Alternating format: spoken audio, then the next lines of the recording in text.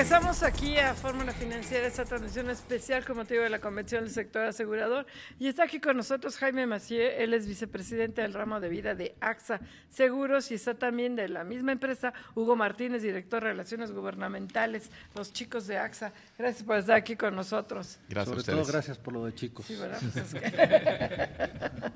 Oye, Jaime, a ver, cuéntanos los temas de esta convención, el ahorro a largo plazo y todo lo que es la aportación en vida. Tú quieres hablar del ahorro. Sí. Este es un tema pues que lo hemos manejado aquí ahora sí que desde ayer y a lo largo del programa, y el principal problema que yo le sigo viendo, ya hemos hecho varias entrevistas, es que al que tenemos que convencer es a Luis Videgaray para que haya estímulos fiscales, porque yo ya estoy convencida, el problema es cómo estimularlo si no hay estímulos fiscales. Bien, Pepe, Mari Carmen, Marco, muchísimas gracias por recibirnos.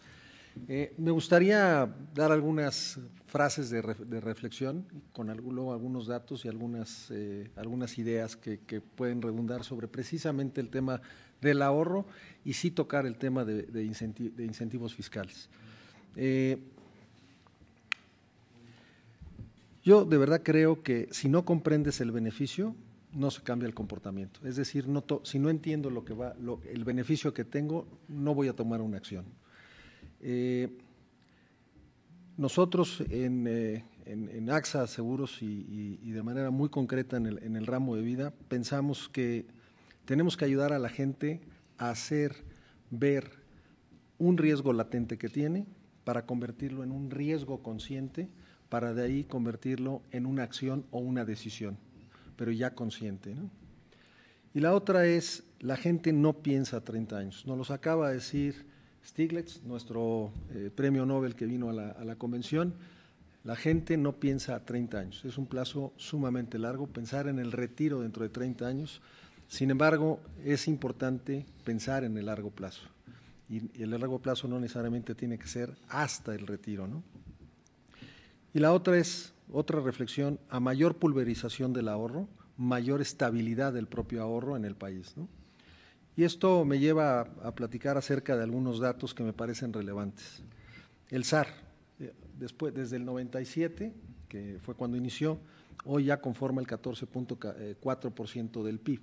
Es decir, es un ahorro muy importante, tiene un peso importante, que sin él pues la economía sería mucho más vulnerable,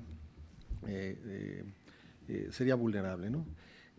Por otro lado, tenemos una tasa de reemplazo al momento del retiro, hoy día, que es un tema que va a ser seguramente una problemática importante en el momento en que la población alcance la edad de retiro.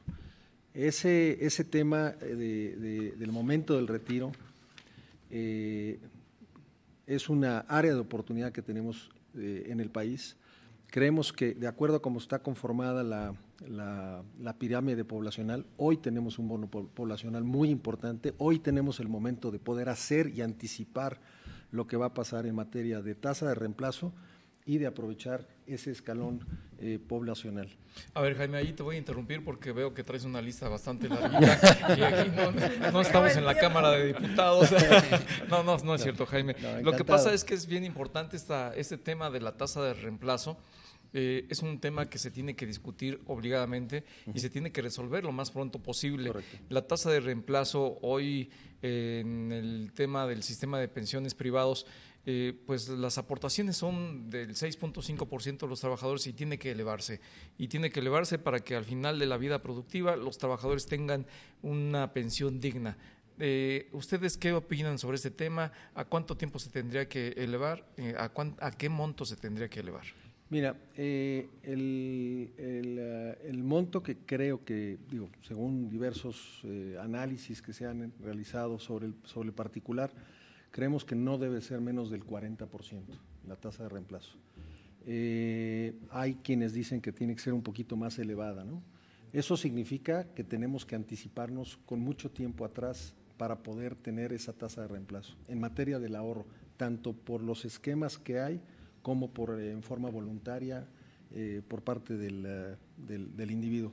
Es importante destacar que si no logramos una mejoría en la tasa de reemplazo, la factura que el país va a pagar en la década de los 30 en el inicio de los 30, 40, en esa década, la factura va a ser muy importante, ¿no?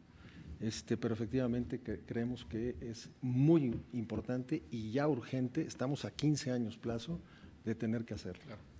Hugo, ¿quieres complementar algo? Mira, retomando las dos preguntas de Mari Carmen y también de Marco, yo creo que hay algo muy importante y es que hay un diagnóstico compartido y una preocupación compartida por parte de la industria y también de las autoridades. Las autoridades reconocen que es necesario incrementar el ahorro a largo plazo y que los mexicanos ahorren en el sistema formal 6.5% es insuficiente. Y la pregunta clave, como se hace una, es cómo llegamos a un acuerdo conjunto entre opinión pública, la industria y las autoridades para que ese monto aumente y los mexicanos no estén solamente ahorrando 6.5%, sino mayores niveles.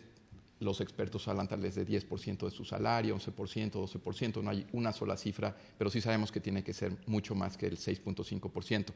Pero como les digo, una parte muy importante es que sí coincidimos en que esa es una necesidad y es una necesidad urgente, porque si no en 30, 40 años el país va a tener un problema muy grande. Yo creo que habría que analizar dos opciones. La primera es si nos vamos por la opción de que el esquema sea obligatorio o el esquema sea voluntario. Nosotros creemos que hay mucho más viabilidad de que se haga de manera voluntaria. Yo creo que la probabilidad de que se debata si se debe de incrementar de manera obligatoria esta tasa del 6.5%, tal vez tenga menos oportunidades de que creemos es un esquema atractivo fiscal que haga que los mexicanos empiecen a ahorrar de manera voluntaria. Y esto sucede en muchos países de manera exitosa. Y Jaime conoce algunos ejemplos muy claros.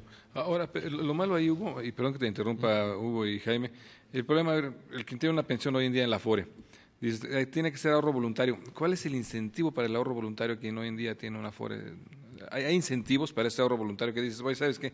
Sí, cuando me pensione apenas voy a pensionar con el 30% de mi actual salario, pero tienes que meter el ahorro voluntario. ¿Cuál es el incentivo a ese ahorro voluntario? Hay un incentivo claramente que es fiscal. Sí, Jaime. Si mantienes tu dinero, y bueno, si haces una aportación en forma voluntaria y lo quieres hacer deducible, tienes que retenerlo durante un determinado tiempo, ¿no?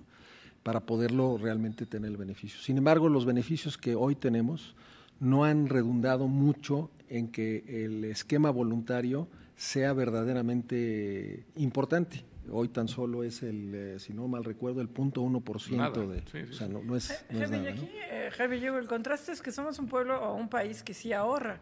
Las tandas son muy exitosas y muchísima gente ahorra, que eso es una forma de ahorro que es sumamente riesgosa, porque si se muere el compadre o la comadre que maneja la tanda y nunca sabes, pero todo el mundo le entra a la tanda, todo el mundo, o mucha gente que yo conozco. Y sin embargo, a la hora de las Afores, que es el que te da el mayor rendimiento, la gente dice, no, pues no, como que yo no sé si es desconfianza, si es cultura, ¿cómo romper esto? Qué buen tema tocas. Desde mi punto de vista, yo quiero insistir en que si no se comprende el beneficio, va a ser muy difícil tomar una acción concreta sobre algo que me deje tranquilo, ¿no? Creo que en tres cosas fundamentales ahí. La primera es producto, tenemos que tener una diversidad de oferta, ¿no? La segunda es, y muy importante, y también se tocó en el foro ayer con nuestro premio Nobel, es el tema de promoción. ¿Cómo le hago ver a nuestros potenciales ahorradores de manera voluntarios, de una manera sencilla, con una explicación clara de los riesgos de no ahorrar, incluyendo los riesgos que la propia vida tiene, como es el desempleo, la incapacidad total y permanente o la muerte prematura, ¿no? Si englobamos eso de una manera sencilla, la gente va a poder tomar una decisión al respecto. Y eso va a ayudar de manera significativa y tajante el tema de agregarle incentivos fiscales o beneficios fiscales que pueda realmente hacer que la decisión de ahorro a largo plazo, sobre todo en edades tempranas, en la etapa en que estás construyendo un patrimonio familiar, a los 30 años, 35 años, idealmente inclusive un poquito antes, es el momento de poder hacerlo, pero para eso se requieren incentivos. Por otro lado, si estamos hablando de ese target, de esa población en esa edad, amén del beneficio fiscal, también tenemos que hablar de ahorro de largo plazo, pero en otro contexto, no a 30 años vista o hablar del retiro, sino hablar de largo plazo en términos de 5 años, ahorro de 5 años de tus próximos 5 años o de tus próximos 10 años y mucho, para poder tangibilizarlo. Nos queda un minutito, ya no Jaime, nos queda nada porque hay que despedir el programa, ya se acaba el programa. Tiempo. Muchas gracias. Le agradecemos muchas gracias por haber estado con nosotros, le agradecemos, lo despedimos. Adelante, Mari Carmen. Gracias, es que si no ya nos agarra la guillotina. Muchas gracias, Hugo, Jaime. Muchas gracias a todo el staff aquí de Radio Fórmula, Miguel Benítez Pereda, Isaac Cruz, Agustín Martínez Islas, al staff de Telefórmula, Arturo Jiménez, Juan Carlos Cruz Sánchez, Raúl Naranjo, Roberto Gutiérrez, Álvaro Delgado, la unidad móvil Video Omega, a Cindy Sánchez, que ayer hizo tru en la entrevista con Joseph Stiglitz, gracias, la producción desde luego de Diana Cepeda, y con la asistencia de Cindy y de José Juan Rodríguez, el Chorio 970, Álvaro López del 103.3, como frutas y verduras. Bueno. Pepe Yuste, buenas noches. Mari Carmen Cortés, buenas noches. Marco Mares, buenas noches. Gracias, Pepe Yuste y Mari Carmen, muy buenas noches. Sí, Jaime, gracias Hugo, qué gusto verte. Igualmente. Muchas gracias, Pepe.